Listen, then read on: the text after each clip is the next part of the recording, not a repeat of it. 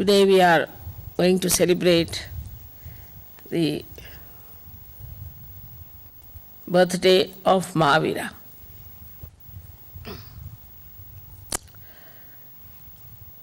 Mahavira is the incarnation of Bhairavnath, or you call him at Saint Michael. Now these two saints, as you know, one is the Gabriel, Hanumana, and another is Saint Michael.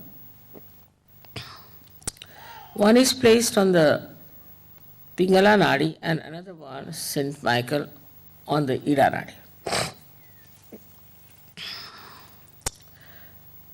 So, Mahavira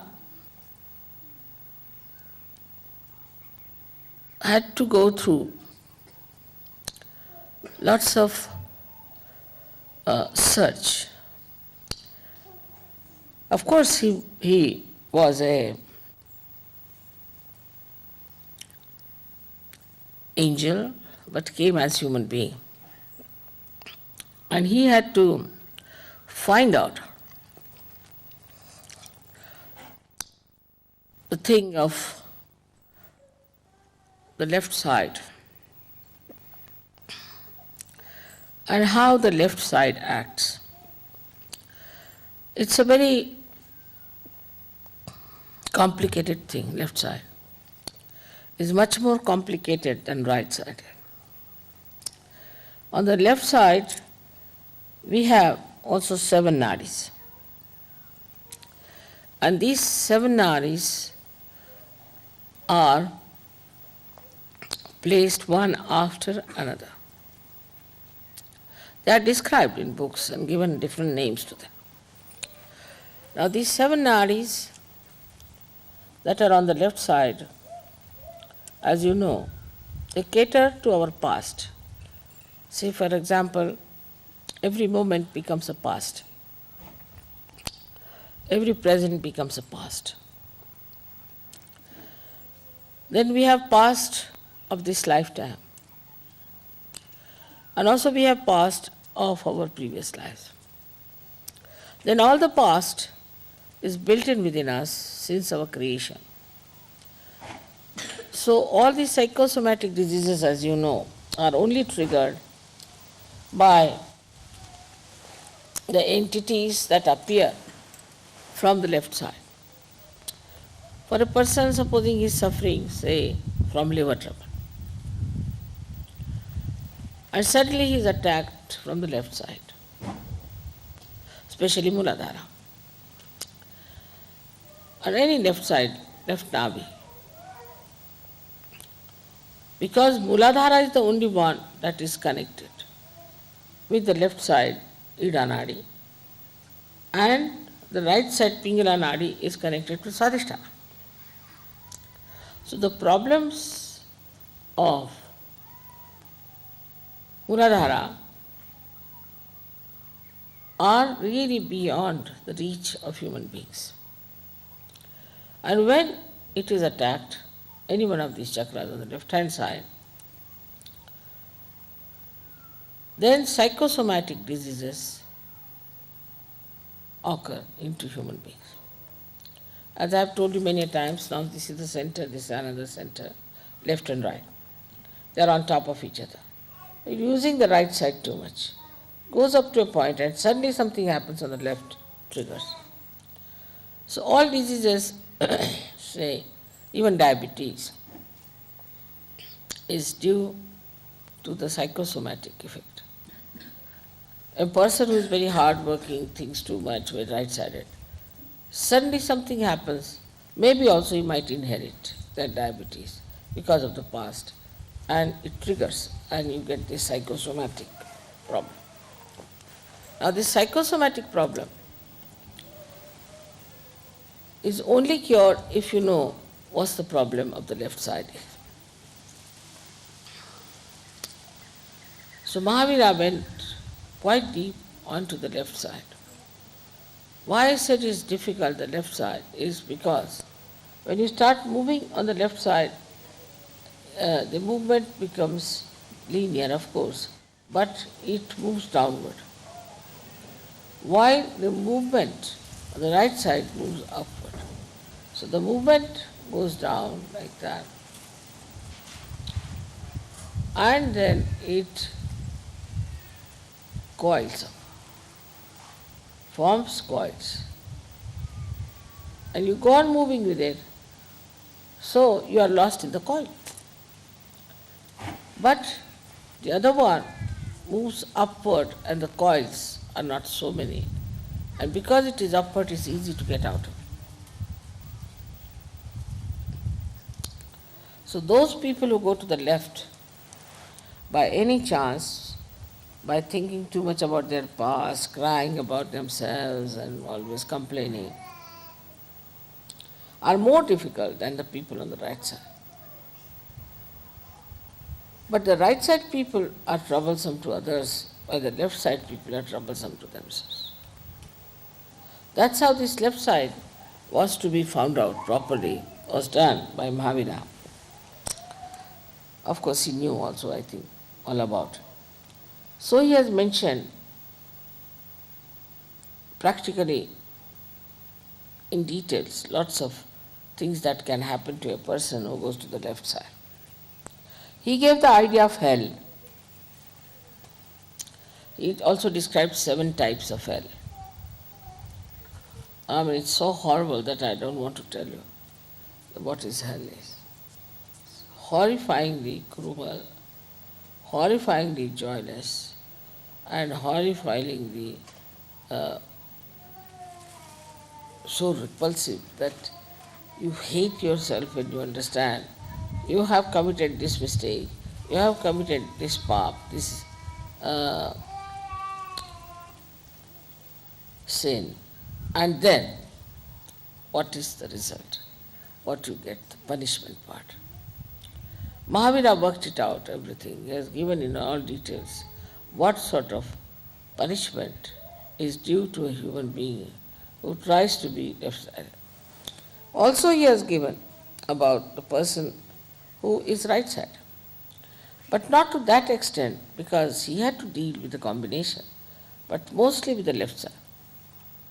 Now, I have told many people before, and here also I perhaps maybe, that there is a soul that is made out of the causal bodies of all the 5 elements.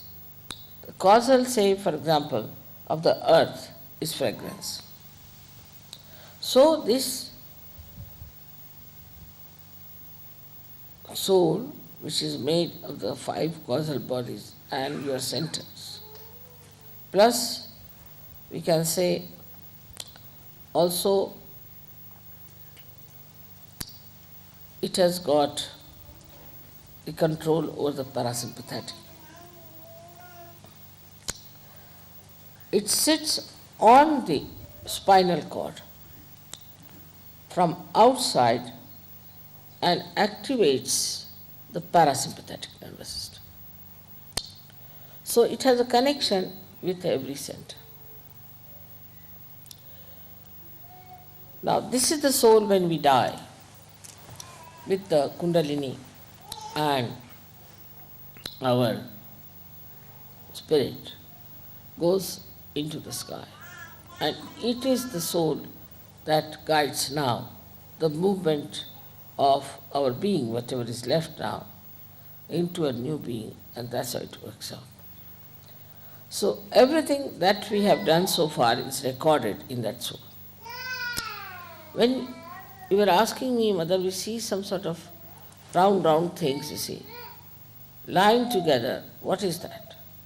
I told you this is a dead soul.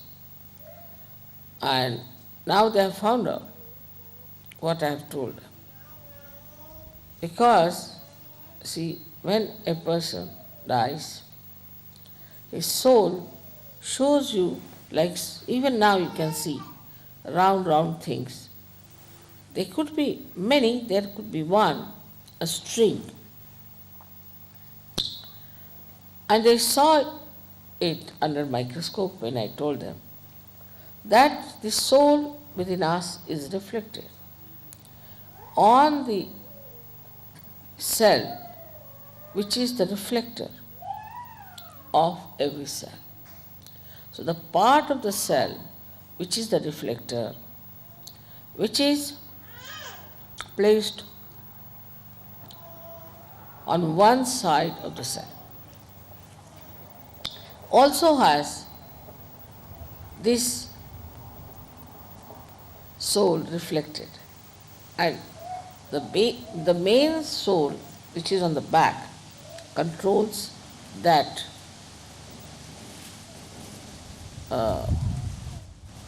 reflected soul which looks after every cell. Now they have found out that there is in that reflector this kind of 7 loops. 7 loops because it sits on the 7 chakras and the Muladhara. Now what he found out that when people die, then some of the souls are born again just after a few days. These people are just very ordinary type of people. That's how we brought in a kind of category.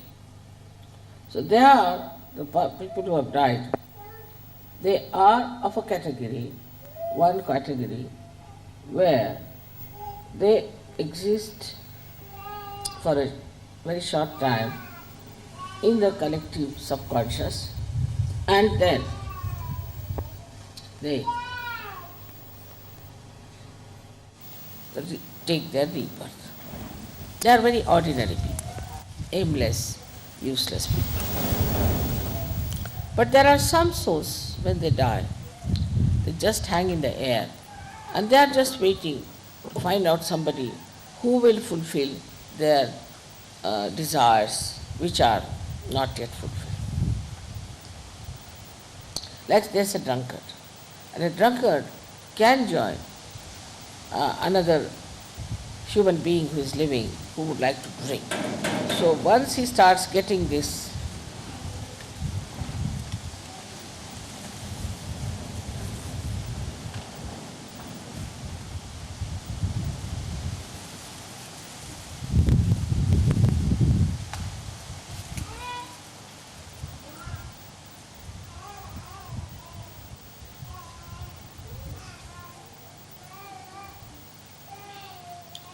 So once it starts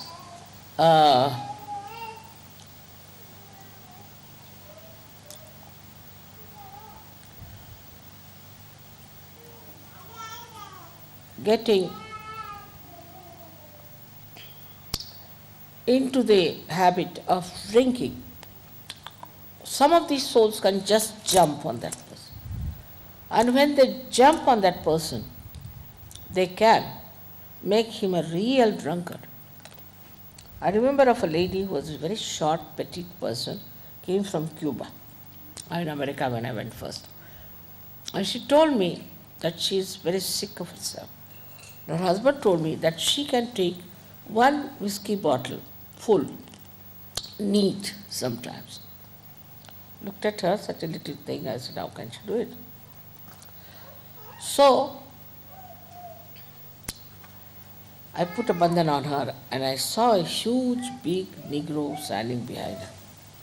So I said, do you know some Negro? Immediately she jumped on me. She said, Mother, you see that one? You see that one? That's the one drinks, not me. Of course, I cured her, and after that she gave up drinking completely. So, whenever you start getting into a habit in a bad way, you lose complete control of yourself, and a spirit sits on you and it controls you. And when it controls you, you do not know how to get rid of any habit. That's why it's difficult to get rid of habits. Now in Sahadža, when the Kundalini rises, what happens? That the spirits, these dead spirits, leave you and you become all right and you give up. That's how it works.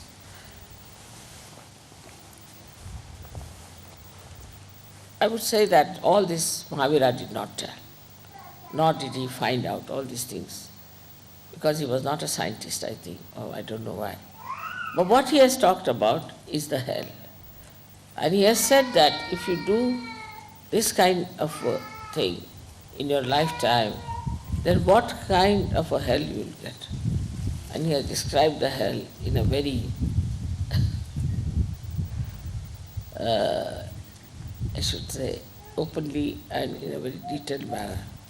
And it's really horrible to know that a human being who thinks no of himself ultimately will get to that kind of a hell, and some are permanently doomed to be there. But as incarnations take birth, also these devils, some of them who are completely doomed to live in hell, also take their birth. And when they take their birth, they try to trouble us. And they can take birth as you know, as our gurus and things and everything is happening now. You find it how these people are taking their birth and how they are misleading us. How they are using the left Sahadža, or we can call it the left side, just to immobilize us completely. So when a person is possessed, as you must have seen, a person gets possessed, he cannot feel vibrations. There are all kinds of symptoms about such a person. But in Sahaja, what do we do? Is to take the name of Mahavira. Because Mahavira runs all the way on the Idanadi and comes and stays here unto the, we can say, the point which is for our superi. And it sees, controls, works out, cleanses, and does all that is required to put a person right after surgery. So we have to be really very thankful to him for doing this kind of work which is very filthy and dirty, because these people don't mind even sitting in the bathroom, like that we can say, or sitting with everything and meditating. They can do anything. They are very dirty people, absolutely dirty. When they become tantrikas, they try all kinds of dirty things, and with that they actually create a problem between themselves and the God. Say they will go to a temple of a goddess and start misbehaving with a woman there. So the goddess will disappear. And once the goddess disappears in that area, they call all these booths from the left side. So now we have all these souls which are lying, hanging in the air, trying to come back to a conscious thing and to possess someone. Plus we have these masters of the left side who know how to catch hold of these people and put them on somebody, or to remove from them someone and to put somebody else. So it's a continuous process, and this makes a person absolutely mad and good for nothing. Now when we know all this, still we get caught up on the left side. So we do get caught up. That's why I think this Mahavir Jayanti is a very, very great thing for us to observe. Now why was he called Mahavira? Because only a person like him, Veera means a person who is brave, who is chivalrous. Because only he could do this. So only he could enter into the being fully and could kill, or we can say destroy, those horrible rakshasas, devils, all these negative things that come to us. Now, as you know, we use left side very much for so many negativity that is torturing us. But if there is no help, say from Mahavira, we cannot do it. We call the name of Mahavira, we could call him Saint Michael, we can call him by any name, but Mahavira because he was a human being. All this works out because of him. And he is such a great identity. He himself took a birth as a human being, difficult for saints to take birth as human beings. Moreover, you see whole concept of hell and all that is described in any scripture is a fact. It exists. And if you try to go in there, you see, when I try to go there and to find out, I just go off to sleep sort of thing. In my sleep I find out all the things that are happening about person, how much he's got up, what he's done. It's not an easy thing to do with the conscious mind. You have to take to the subconscious and you have to go into sushupti, in a deeper sleep, to see what's happening in the left side. It's a very funny situation, I think. And for Sahajogis also to enter in it, I would not advise. But one should get rid of the problems of the left side with the help of Mahavira. When this chakra is caught up, what you find is a big lump of bone coming out on the right side. So you have to take the name of Mahavira just to remove that pressure from the left side. Now many people do not even know why they suffer. Why should they suffer when they have done nothing wrong? Because they are possessed. Now even the viruses and all these things like psychosomatic troubles like cancer, all I would say, the incurable diseases are there because we are triggered into the left side. That's why we are suffering from these diseases which are not curable. So we have to thank really very much Mahavira, who has given us this power to remove our left-sided problems, who has given us this light in our hand, which he himself vibrates, and he himself tries to throw some light on the obscure things about me also. Because of him only, we can get cured of so many physical and mental troubles. You know that the left side can be easily cured if you use 3 candle treatment. That shows Mahavira is only fond of light. He doesn't like darkness. And his idea is, I think that way, is to now fully go all the way to clear the left side as far as possible, to help Sahajga to be established in countries where I find still lot of this negativity is there. Lot of it. So he is working it out everywhere. And the psychosomatic diseases and all these diseases also we can work it out with candle light and all that. With 3 candles we can do this trick. So we have to be very thankful to him that he has achieved this kind of entry into the left side and has found out for us what sort of problems exist on the left side.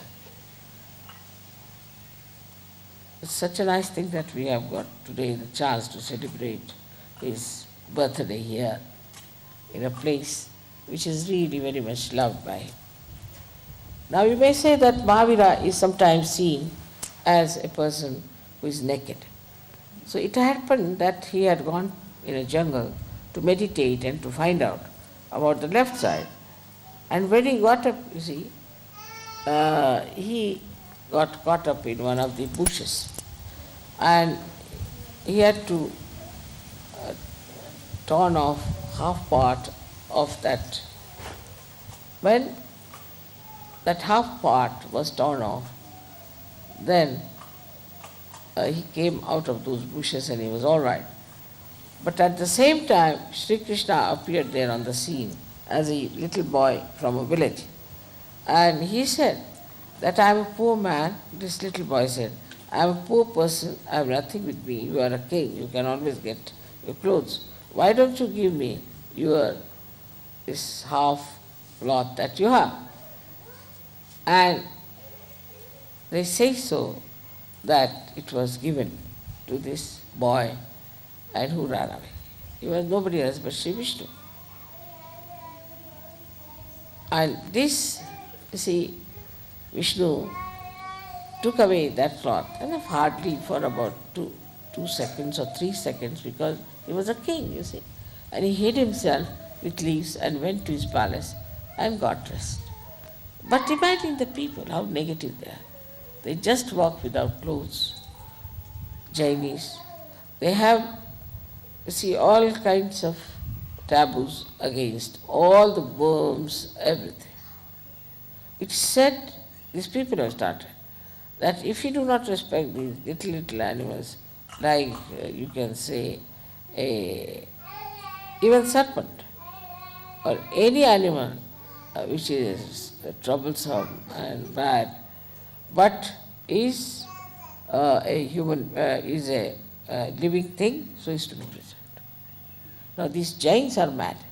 I told you that they have gone to such a limit of vegetarianism that they try to save even the bugs, put the bugs in a hut.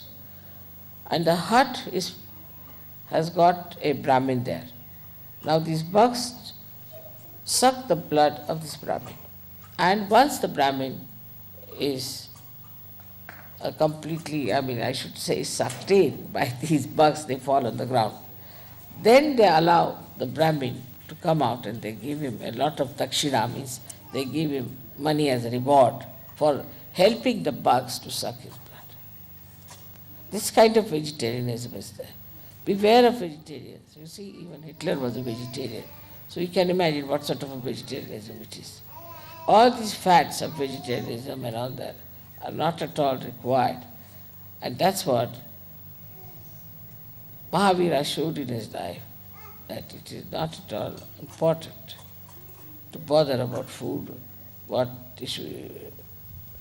See, the whole theory of this vegetarianism has gone to such a nonsensical limits that I have told people that we should give up vegetarianism completely. Now also see the juxtaposition of what he wanted to do. If you do not eat proteins, you cannot fight booths. A person who has booths in him must eat a lot of proteins, not carbohydrates, but proteins, so that it can fight those left-sided enemies. But here it is, they have to be vegetarians. Now imagine there are left-sided enemies within them and they want to be vegetarians. Finished. How will they fight it? So all this is all, we should say, is pre-planned by the person who tries to sort of, we can say like this, that you see a person who tries to remove or we can say that the person who tries to make these lower animals live rather than human beings. You see, there are persons, this is the stupid thing they do. Must know that I cannot give realization to these worms and to these fishes or even to chickens. We require human beings. So all this has happened because of human beings going in juxtaposition of whatever is said. Like Christ has said, thou shalt not have adulterous eyes. And I have yet to come across a Christian who is not a Sahadža without adulterous eyes, whether it's a woman or a man. So we go just the opposite of what we have been taught. In the case of same thing happened, that Mahavira, what he tried to do was absolutely killed by these people who are trying to make this vegetarianism as a big religion. Also another thing was that this vegetarianism came into Jainism through one fellow called Neminath, who was a Tirthankar at the time of Shri Krishna. He was to be married. In those days they were married, not only but they were eating all kinds of meats. And so many lambs and goats came for the wedding of this man. So he felt that Uparati, we call it, he didn't like, he was disgusted, he was frustrated with that. With that frustration, what did he do? he said, I will not eat meat. And that's how vegetarianism started among Jainis. And that's how it's still going on. And these Jainis, I find, are the joyless people, absolutely joyless. They are so much fond of money, they run after the money, and they go on behaving in such a peculiar way that you can't understand. I mean, they are human beings, but the way they behave, you cannot understand them. They are not normal people. So we realize that despite all that Mahavira worked out, still the people are supposed to be his disciples. They are Jains, and they are like this. So what we have to do now is to understand that in Sahadža we better not do something of that kind. Whatever you are told, you have to understand why it is so. You know the modus operandi, you know each and everything about Sahadža. You know the whole subject.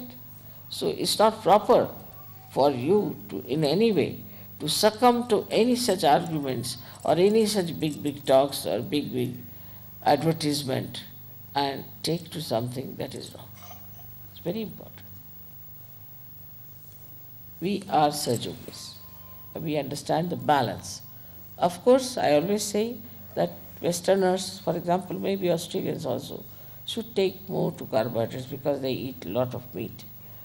So they can take to carbohydrates. But that doesn't mean vegetarianism by any chance. I mean to compensate. And in India, I always say they must take to more meats. It's good to do them good. But by no means I say that you just eat meat and nothing else. But a balance has to be found out. And once you strike it, then you'll be surprised that you feel so relaxed, so much better, so much enlightened, and the vibrations will flow much better than normal. So for food, you have to be careful. Same about with clothes, that you shouldn't go mad after a suit all the time, whether it's hot or cold or indifferent. What you have to do is to wear something that will suit you. Now, for example, in a climate like this, you may require a suit or something to cover yourself. But supposing you are in Ganpatipure, some place like that, where it's not so cold, not so hot, maybe it's dry. So what sort of a dress you should wear which is comfortable, that should be found out.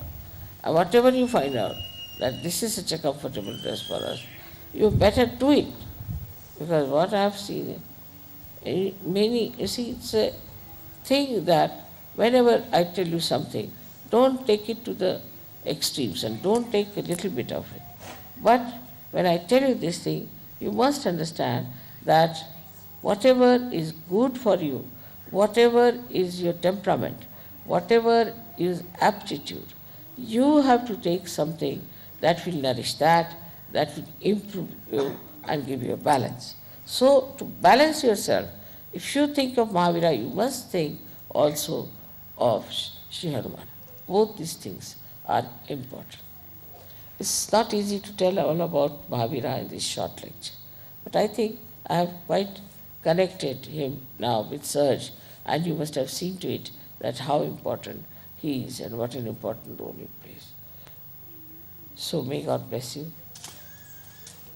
Just thinking about Mahavira, it's impossible to keep it to the conscious mind. It's just going into the left all the time. Because I just in the car thought I better think about Mahavira. And since then it's all going towards the left. It's so difficult. But it will work out.